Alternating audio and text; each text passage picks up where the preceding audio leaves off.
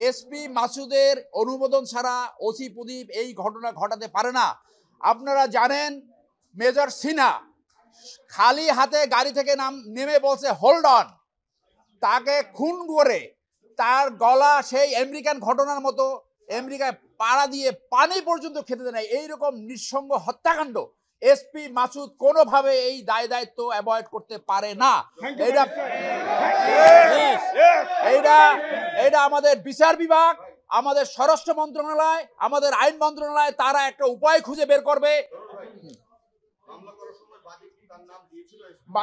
বাদী নাম দিয়েছিল এবং আপনি কর্নেল বসার কাছে শুনেছেন যে একটা কম্প্রোমাইজ ডিল করতে হয়েছে। সেই তৎকালীন পরিস্থিতিতে একটি কম্প্রোমাইজ ডিল করতে হয়েছে যে এসপি মাসুদের নাম যদি বাদ না দেওয়া হয় তাহলে চার্জশিট অনুমোদন করবে না।